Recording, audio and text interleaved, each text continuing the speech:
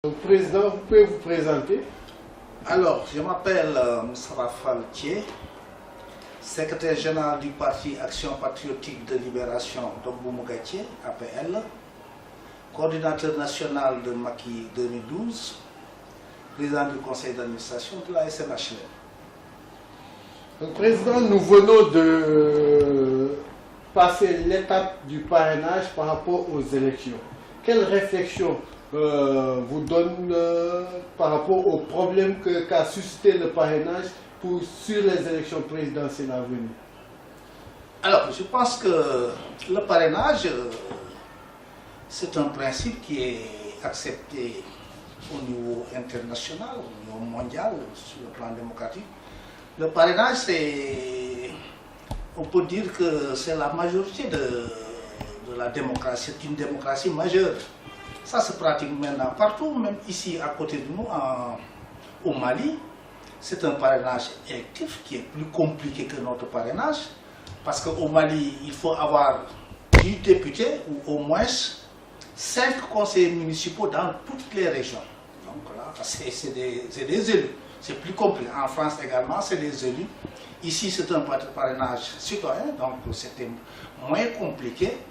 Et on a vu que ça s'est bien passé. Et ceux qui n'ont pas été, ceux qui ont été décalés sont ceux qui ne sont pas populaires. Parce que ce parrainage, on l'avait imposé à des individus, à des indépendants. Ils n'ont pas bronché, ils l'ont accepté, on leur demandait 1000 signatures, ils l'ont fait sans broncher. Maintenant, on demande à des organisations, à des appareils politiques. Alors, ils bronchent, c'est parce qu'il y a quelque chose. Il y a quelque chose quelque part. C'est parce que c'est des gens qui n'ont pas de ressort populaire. Ils ne sont pas populaires. S'ils étaient populaires, ils auraient pu avoir facilement le minimum requis, ou le maximum.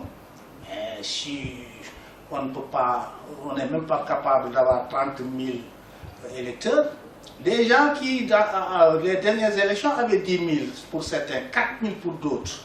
Alors ces gens-là ne peuvent pas avoir 53 000 et quelques ou bien 65 000 pareil. Donc vous voyez, donc, les mauvais perdants, c'est eux qui crient sur tous les toits. Mais au départ, ils l'avaient accepté parce qu'ils pensaient que c'était facile. Or, ce n'était pas facile. Le parrainage, c'est différent du vote. Le vote, vous dites votez pour moi. Le parrainage, vous partez, vous demandez à ce qu'on vous remette la carte d'identité.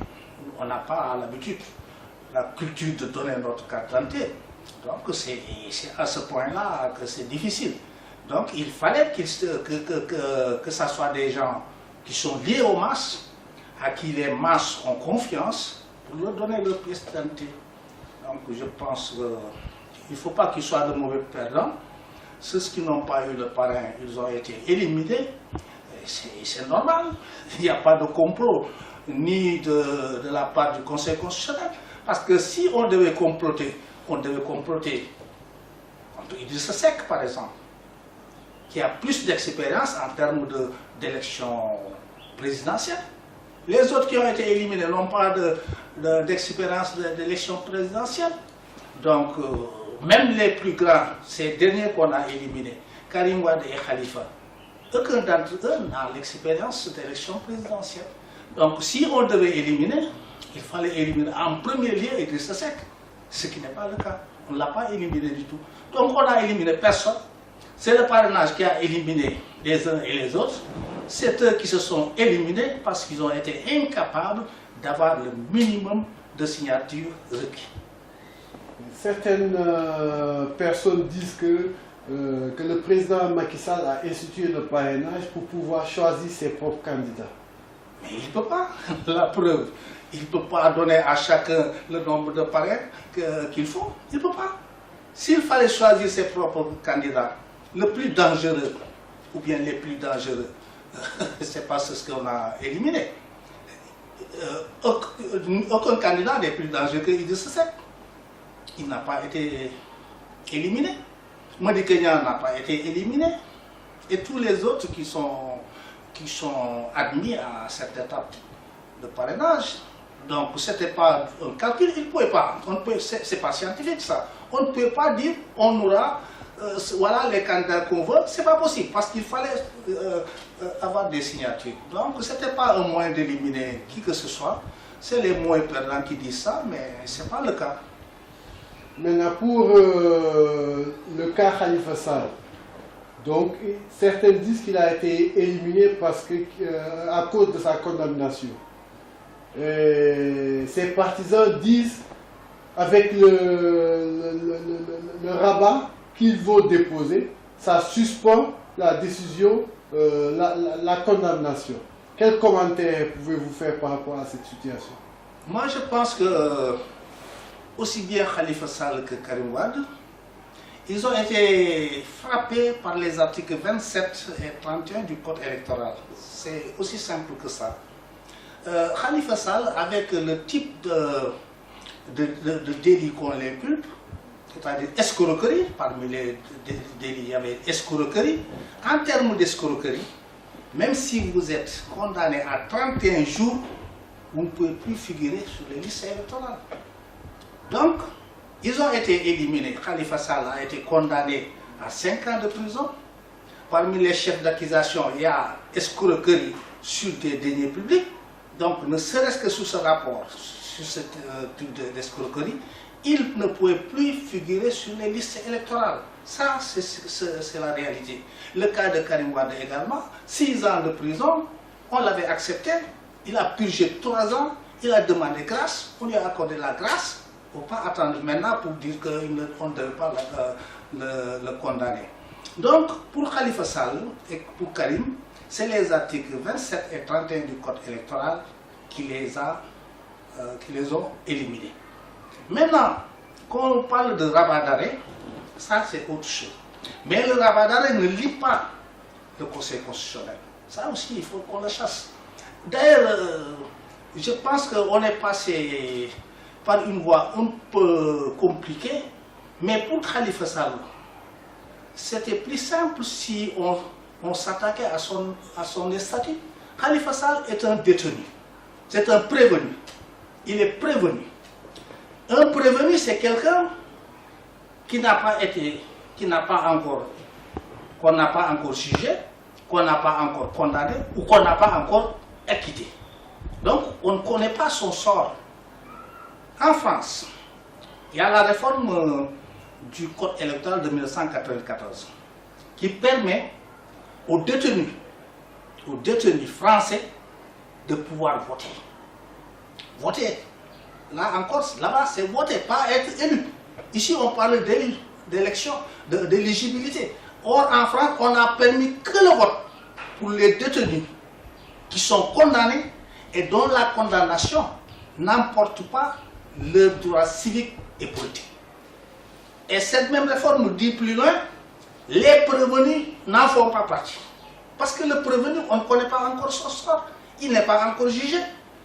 Les prisonniers, les détenus qui peuvent voter, c'est les détenus qui sont condamnés et que leur condamnation n'emporte pas le droit civique, civil et de famille. Ce qui n'est pas le cas de Khalifa. En France, des prévenus comme Khalifa n'ont même pas le droit d'aller voter.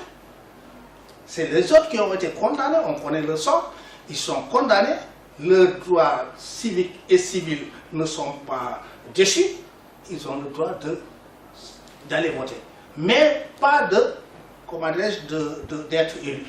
Voilà pourquoi, lors des dernières législatives, j'avais crié sur tous les toits pour dire que Khalifa Sall ne peut pas être candidat. Je l'avais dit. On ne m'a pas entendu. Et par erreur, on l'a laissé se présenter. Mais quand on l'a laissé se présenter, on ne lui a pas permis d'aller battre campagne. On ne lui a pas permis de prendre d'aller voter. Pour vous dire que donc, on ne devait même pas le laisser être président. Si tel est le cas, un footballeur qui est en détention provisoire, mais si son équipe est en compétition et le classe, donc on le laisse sortir et aller jouer le football. Non, c'est pas comme ça. Quand on est en détention provisoire, on ne perd pas ses droits. Mais tes droits sont suspendus. C'est valable pour les travailleurs. Un travailleur qui est en détention provisoire, son contrat est suspendu, de même que son salaire. Vous voyez, son contrat est suspendu, de même que son salaire, jusqu'à ce qu'on ait le cœur net sur son sort. C'est valable pour Khalifa Sall. Ses droits, il ne les a pas perdus totalement, mais provisoirement, il n'a plus de droits civiques, civils et de famille, dans la mesure où ses droits ont été suspendus. Maintenant, à l'issue de son procès, s'il est condamné et que la condamnation n'emporte pas ses droits civiques, civils et de famille, il les reprend. On n'en est pas encore là. Puisqu'il est détenu provisoire, il n'a plus de droit, provisoirement, il n'a plus de droit, donc il ne peut pas se présenter ni aller voter même. Merci, Président. Donc, nous sommes à la veille de l'élection présidentielle du 24 février prochain. Donc, êtes-vous confiant pour une réélection de votre candidat? Ah oui, bien sûr, pour plusieurs raisons. D'ailleurs, on va travailler sur 3 leviers. On va manipuler 3 leviers. Le premier levier, c'est son bilan. Le bilan du président est élogieux. C'est un bilan extraordinaire. Aucun président, parmi ceux qui sont passés déjà, aucun président n'a eu un tel bilan. Donc son bilan, on va y travailler. On va travailler sur son bilan, on va communiquer sur son bilan pour transformer ce bilan en force motrice pour les masses. Si ce bilan se transforme en force motrice, ça veut dire que le jour du vote, les Sénégalais qui ont été qui ont été pénétrés par le bilan, ils vont se lever de très bonne heure et aller voter massivement pour l'auteur de ce bilan, en l'occurrence le président Macky Sall. Donc, il faut savoir interpréter le bilan. Il faut savoir interpréter le bilan pour que le bilan pénètre les masses. S'il pénètre les masses, mais cela va se dire, ils vont voter massivement. Ça, c'est le premier levier. Le deuxième levier, c'est ses perspectives. Il a des perspectives. Il projette de faire telle ou telle chose quand il a son deuxième mandat. C'est des perspectives tellement claires, tellement radieuses, que si on explique bien ces perspectives aux Sénégalais, alors ces perspectives vont encourager les Sénégalais et elles seront pour les Sénégalais un catalyseur, un détonateur, une motivation pour aller voter pour le président. Le troisième levier, c'est son coefficient personnel. Ça a joué en 2012. Lui, Macky Sall, la sympathie que les Sénégalais ont pour lui pourra faire balancer la situation en sa faveur. Donc, 3 facteurs très importants qui sont acquis pour Macky Sall: le bilan, les perspectives, coefficient personnel. Donc, nous pouvons dire qu'on espère et qu'on pense qu'il pourra passer au premier tour. Passer au premier tour, c'est une première pour nous. En 2012, on est passé au deuxième tour. Cette fois-ci, on dit qu'on va passer au premier tour. Ça veut dire qu'il nous faut au moins 50 plus quelque chose. 50% des suffrages valablement exprimés plus quelque chose. 50,01, on passe. 0,1, on passe. Parce que si le suivant si on a 50,01, le suivant, même s'il avait ramassé tout ce qui restait des voix, il n'aurait que 40,09. Donc, on passe. Donc, le premier tour, c'est 50% plus quelque chose. 50% des suffrages valablement exprimés, plus quelque chose. Le fichier électoral, cette année, est de 6,6 millions et quelques. Il faut compter les abstentions. En 2014, on avait 2 millions et quelques abstentions, avec un fichier de 5 millions et quelques. Cette année, si on a des abstentions, si on a par exemple 2 millions ou 2,5 millions d'abstentions, ou 3 millions d'abstentions, il ne resterait que 3 millions et quelques. Et là, pour avoir 50% de ces 3 millions de suffrages, il faut avoir 1,5 million. 1,5 million, on passe. Et en 2000, Macky Sall avait 1,9 million et quelques. Abdoulaye Wade, 900. Mais c'était au deuxième tour. Il y avait le report des voix. Cette année, il n'est pas question d'aller au deuxième tour. Il faut gagner dès le premier tour. Donc, il faut continuer le travail. Il ne faut pas baisser les bras. C'est vrai qu'on est confiant, mais travaillons jusqu'au jour du 24 février. Il faut fidéliser les parrains. Les fidéliser, c'est être avec eux. Ne pas les abandonner, ne pas les oublier. Les contacter de temps en temps, leur rappeler ce qu'ils doivent faire après le parrainage. C'est le vote qu'il faut faire, etc., etc. Les soutenir, les encadrer, se soucier de leurs problèmes. Là, ils sont collés à nous. Et ils pourront continuer à faire la suite du parrainage, c'est-à-dire voter pour notre candidat. Donc, il reste le travail, il faut continuer le travail, parce que gagner au premier tour, actuellement au Sénégal, où il y a la démocratie, il y a la surveillance des votes et consorts, c'est pas facile. Du temps de Senghor, Senghor gagnait au premier tour avec 90%, quelque chose. Mais oui, parce qu'à l'époque, il n'y avait pas tout ça, il n'y avait pas de démocratie, etc. Maintenant, on ne peut plus voler des élections au Sénégal. C'est ce qu'ils le disent, c'est des mauvais perdants, mais ce n'est plus possible de voler des élections. Puisqu'on ne peut plus voler, si on doit gagner légalement, on doit gagner de manière démocratique, de manière juste. Nous devons travailler énergiquement jusqu'au 24 février. Merci, Président. Moi, je voulais venir sur un autre thème. On s'est rendu compte que tous les présidents ont eu des problèmes avec l'emploi des jeunes. Ne pensez-vous pas que ce problème puisse plomber la réélection du président Macky Sall au soir du 24 février prochain? Non, aucunement, parce que même pour les autres présidents, ça n'avait pas plombé leur élection ou leur réélection. C'est que le problème de l'emploi, il faut qu'on l'aborde de manière responsable et efficace. Il faut aller à la source.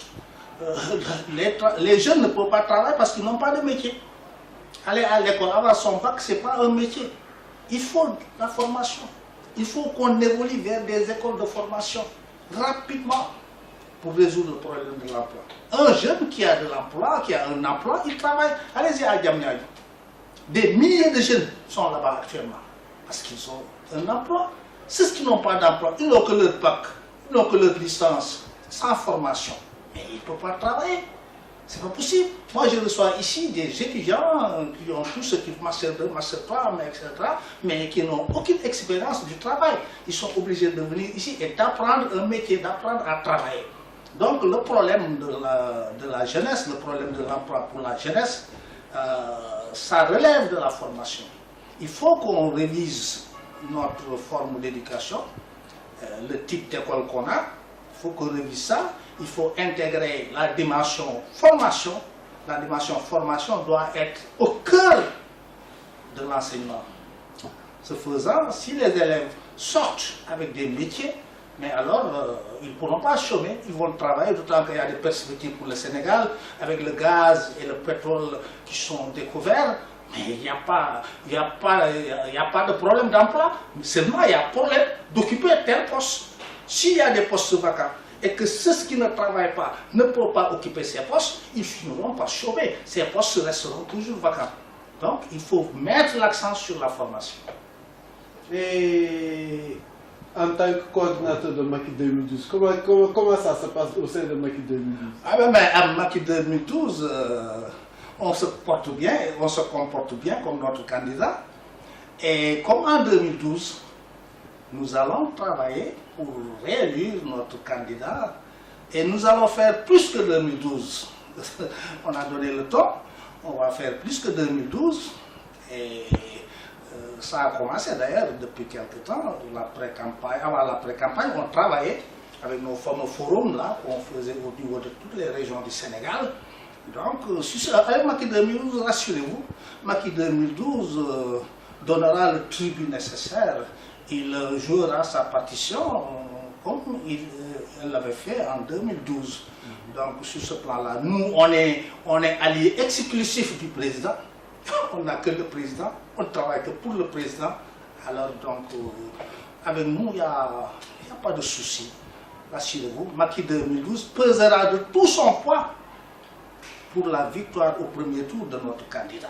Macky 2012, je le dis souvent, c'est la première colonne vertébrale de Benno Bokk Yakaar. Ça aussi, c'est une responsabilité. Nous devons donner le bon exemple au travail. Nous devons montrer qu'il faut travailler durement pour faire réélire notre président. Les autres vont faire la même chose. Donc, en tant qu'avant-garde, nous devons donner le meilleur de nous-mêmes, nous devons donner plus que tout le monde. Donc, au niveau des premières années du président Macky Sall, il y a eu dans le passé des remous qui ont causé une certaine scission au sein de la famille de Macky 2012. Qu'est-ce que vous comptez faire pour réunir toute la famille pour le bien de la grande coalition de Macky 2012? Bon, peut-être qu'après les élections, après l'élection présidentielle, on va finaliser. Parce que cette réunification commence déjà. Parce qu'on partage toutes les activités. Les différentes composantes de Macky 2012, chaque composante qui organise, tous les autres composantes viennent participer. Donc, techniquement et pratiquement, la réunification est effective. Maintenant, il reste à finaliser, à officialiser ça et mettre le cadre adéquat pour faire ce travail, continuer ce travail de la grande coalition de Macky 2012. Et pour la SNHLM, dont vous êtes le président du conseil d'administration, donc quels sont vos grands chantiers actuels en ce qui concerne les logements sociaux? Oui, pas les logements sociaux tout court, mais en ce qui concerne toutes les unités d'habitation, c'est-à-dire parcelles, appartements, logements. Alors, nos projets phares, c'est Diamniadio. Tout est Diamniadio maintenant, tout part à Diamniadio. Donc, on a un site là-bas, on va ériger des logements là-bas, des rez-de-chaussée, des R+1, etc. Et on va vendre aussi des parcelles. La première phase des parcelles de Diamniadio, c'est réglé, on a attribué. Et donc, il reste la seconde phase de Diamniadio. À Niakhirat, il y a notre fameuse cité Corosol, qui est très prisée par les Sénégalais, qui va bientôt se commercialiser. Donc, il y a Diamniadio, il y a Niakhirat, il y a Dakar. Certes, on ne peut plus faire des logements à Dakar, mais on travaille en hauteur. On a 2 immeubles à Gibraltar, on a un immeuble à Fass-Payotte, on va ériger des immeubles au niveau de la Patte d'Oie également. Donc voilà ce qu'il y a. À l'intérieur du pays aussi, on a des immeubles, on construit à Tamba, on construit à Fatick. D'ailleurs, à propos de Fatick, mardi prochain, le chef de l'État va remettre les clés aux attributaires de ces logements. On a attribué des logements de Fatick et on donne l'honneur de remettre les clés aux clients, au président de la République, qui sera avec nous mardi à Fatick pour cette cérémonie. Donc, merci Président de nous avoir reçus. Nous vous remercions. Moi-même.